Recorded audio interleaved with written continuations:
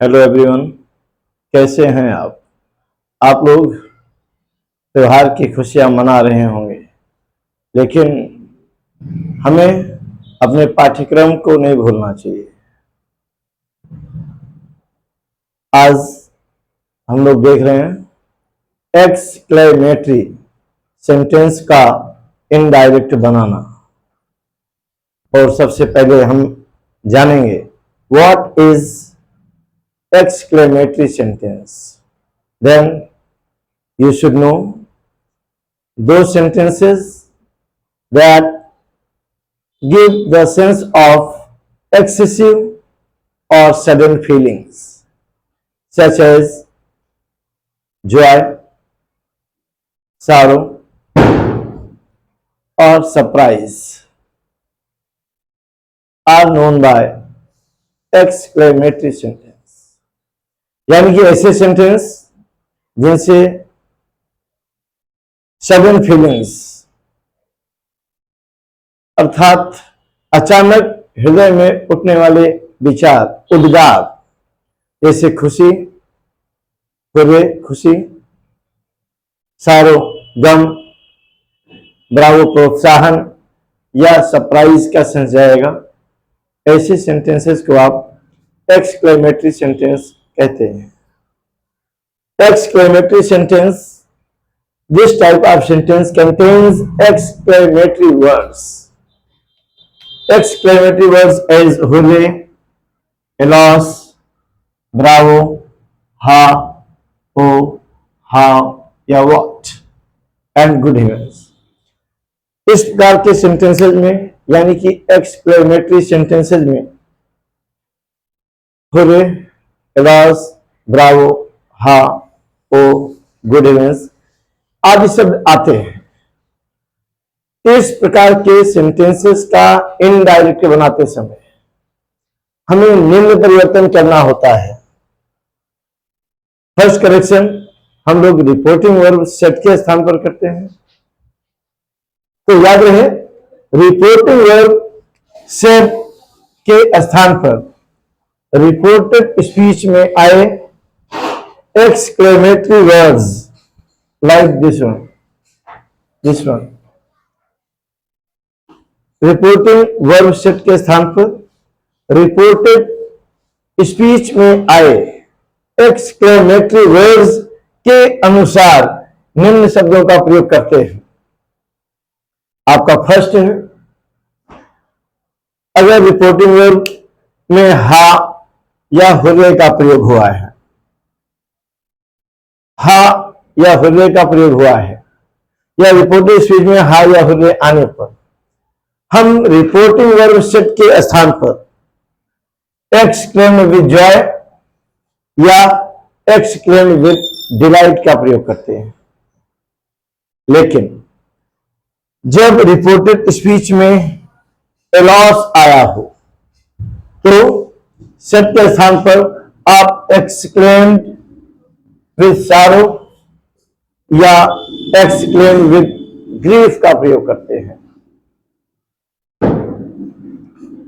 लेकिन reported speech में Bravo शब्द आने पर रिपोर्टिंग वर्ब सेट के स्थान पर प्रेज्ड या अप्लाउडेड का प्रयोग करते हैं तथा इनके साथ सेइंग दैट लगाते हैं।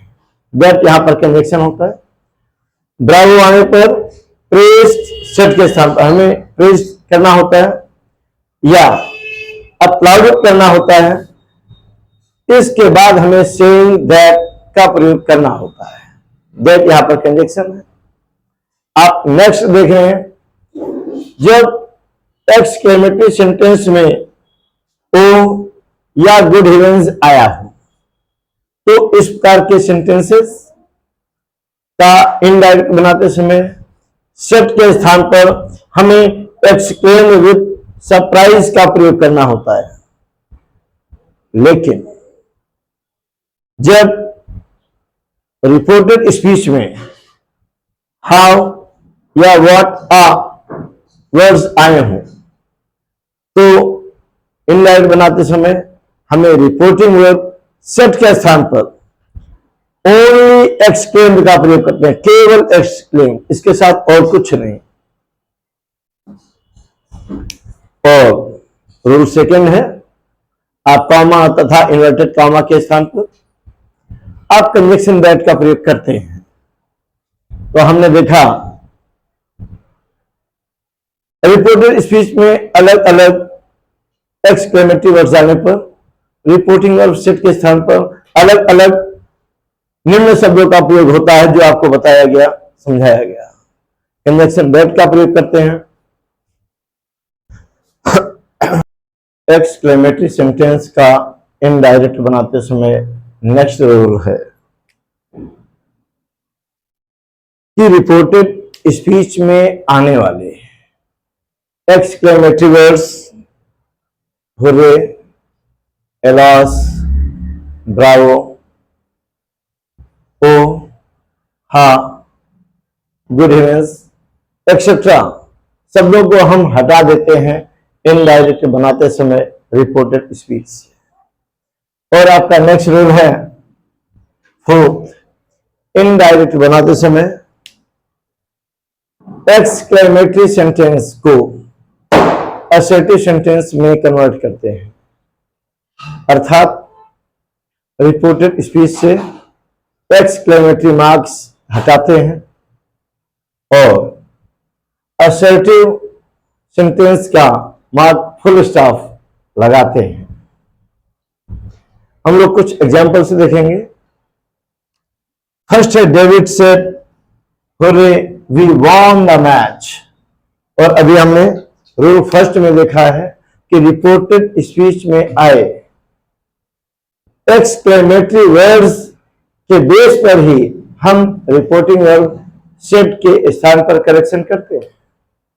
ये यहां पर हुर्रे आया है और आपको याद होगा कि रिपोर्टेड स्पीच में हुर्रे का प्रयोग होने पर रिपोर्टिंग वर्ब सेट के स्थान पर आप एक्सक्लेम्ड विद जॉय या एक्सक्लेम्ड विद डिलाइट का प्रयोग करते हैं।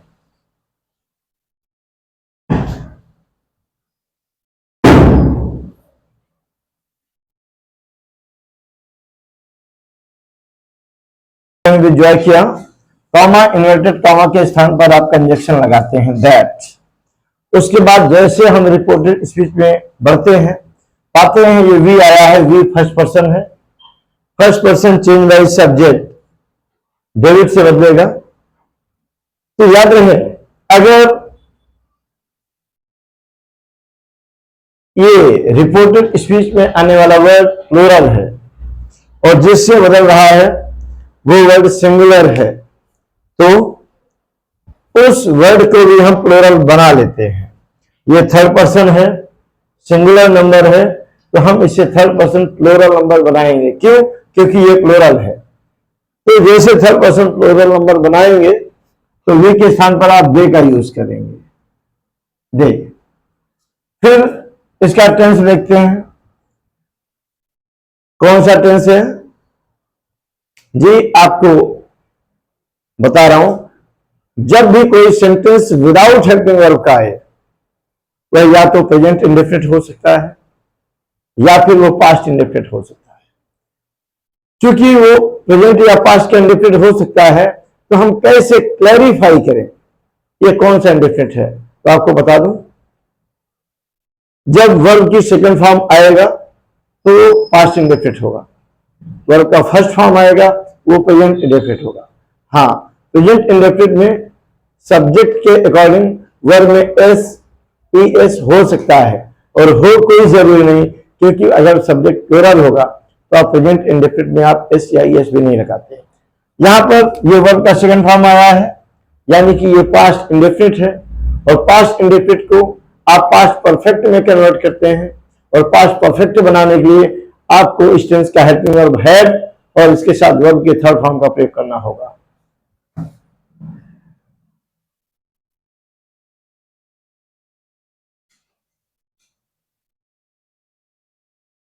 Had won the match. आपका नेक्स्ट है जॉनसन सेड और अंदर आया है एलॉस। एलॉस आप याद करिए, अभी आपको मैंने रूल फर्स्ट में बताया है, जब रिपोर्टेड स्पीच में एलॉज का प्रयोग हुआ हो तो रिपोर्टिंग और सेट के स्थान पर आपको एक्सक्लेम्ड विद सारो या एक्सक्लेम्ड विद ग्रीफ का प्रयोग करना होता है।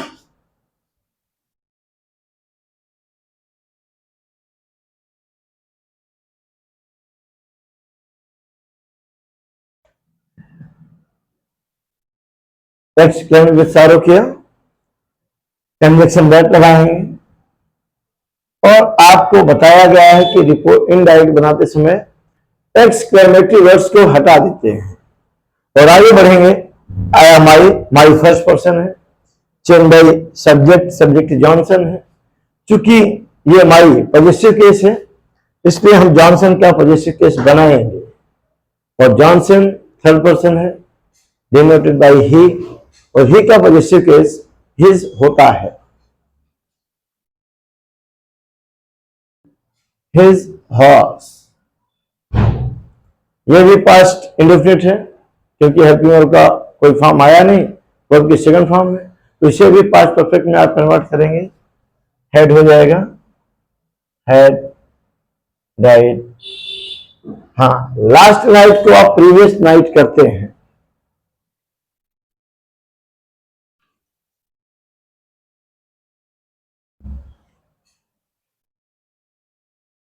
लास्ट नाइट प्रीवियस नाइट में कन्वर्ट हो गया। अब आप नेक्स्ट एग्जांपल देख रहे हैं। The teacher said Ramu Bravo you have done well. Teacher ने कहा रामू बहुत बढ़िया, आपने बहुत अच्छा किया। तो चूंकि ये वोकेटिव केस है और आपको बताया गया था जब रिपोर्टेड स्पीच में ऐसे किसी नाउन का प्रयोग हुआ हो जिसे देखकर ऐसा लगे कि रिपोर्टिंग वर्ब का सब्जेक्ट उसी नाउन को एड्रेस कर रहा है, तो रिपोर्टेड स्पीच में आने वाले उस नाउन को आप वोकेटिव केस कहते हैं। और नियम यह है कि रिपोर्टेड स्पीच में आने वाला वोकेटिव केस रिपोर्टिंग वर्ब का ऑब्जेक्ट बनता है। चूंकि ब्रावो आया है तो आपको बताया गया कि सेट के स्थान पर आप प्रेज्ड करेंगे या अपलाउडेड करेंगे, ये ऑप्शनल है। The teacher praised Ramu. आपको बताया गया है कि प्रेज्ड या अपलाउडेड करते हैं, उसके बाद सेइंग दैट लगाते हैं। हमने ऑब्जेक्ट रख दिया, रामू को बना लिया, वोकेटिव केस था, उसके बाद सेइंग दैट आपको लगाना होता है।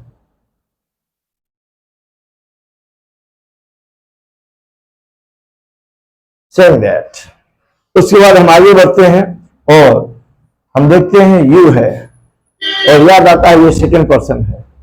और आप जानते हैं रिपोर्टेड स्पीच में आने वाले सेकंड पर्सन के प्रोनाउन को रिपोर्टिंग वर्ब के ऑब्जेक्ट से बदलते हैं। ये सेकंड पर्सन है चेंज बाय ऑब्जेक्ट, और ऑब्जेक्ट इस समय है रामू। यू रामू से बदलेगा, ये सब्जेक्ट के रूप में आया है तो रामू को आप सब्जेक्टिव केस बनाएंगे, और Ramu third person masculine gender singular number denoted by he, और हैज हेड को हेड में कन्वर्ट कर देते हैं। ये प्रेजेंट परफेक्ट है, पास्ट परफेक्ट में कन्वर्ट होता है।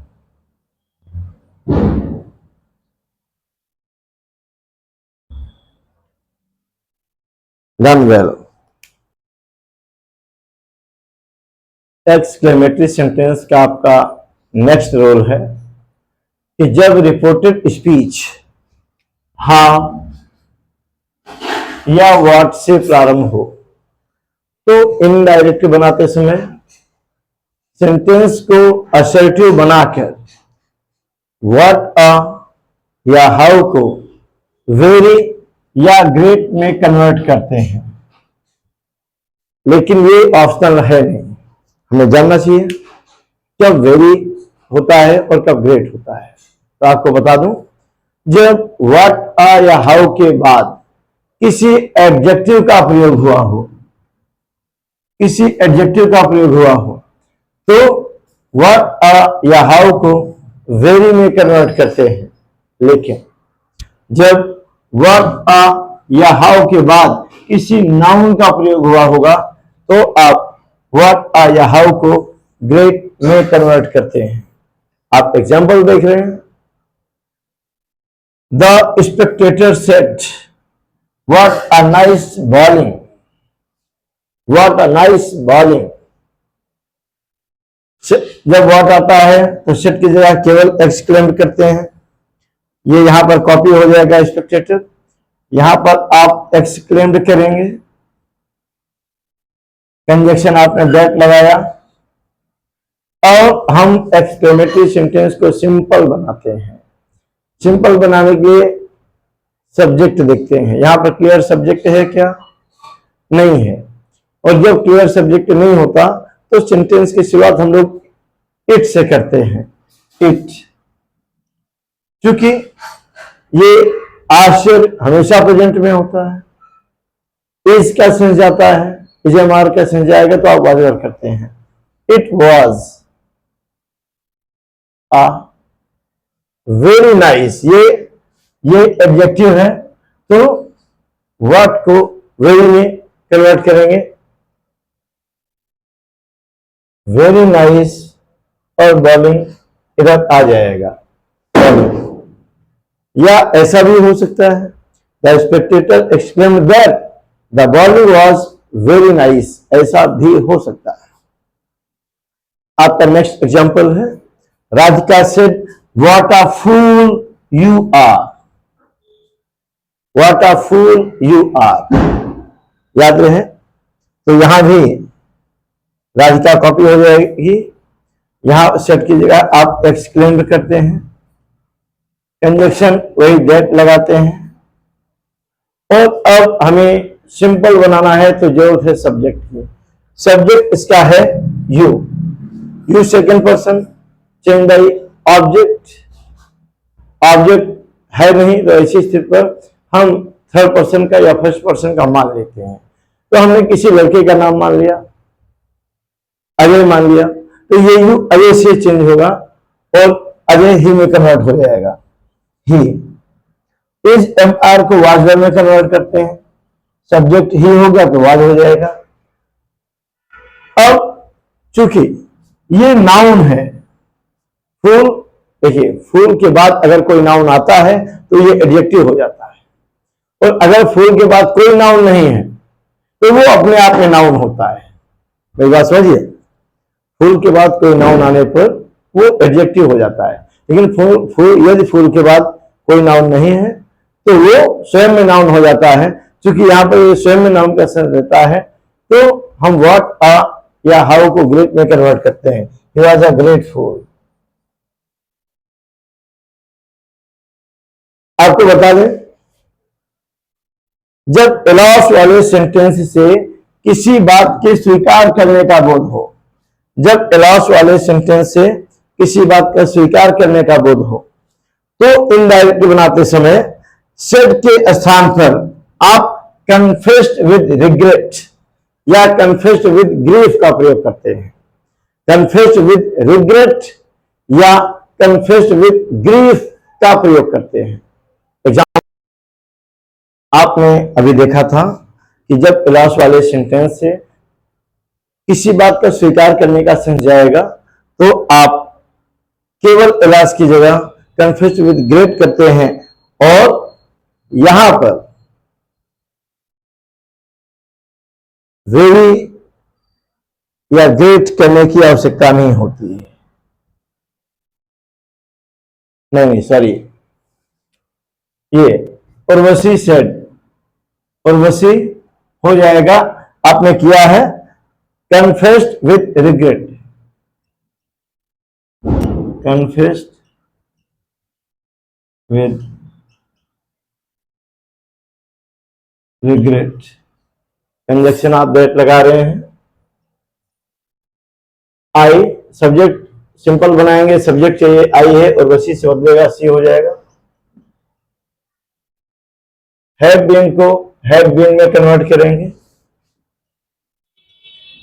हैड बीन वेरी फुलिश, ये एडजेक्टिव है फुलिश, इसलिए ये वेरी हो जाएगा, वेरी फुलिश। जो भी स्टूडेंट्स इस नरेशन को देख रहे हैं, बेहद यूजफुल है। आपको नोट्स बनाना चाहिए और इसके बाद आपको एक्सरसाइज करना चाहिए। Thank you.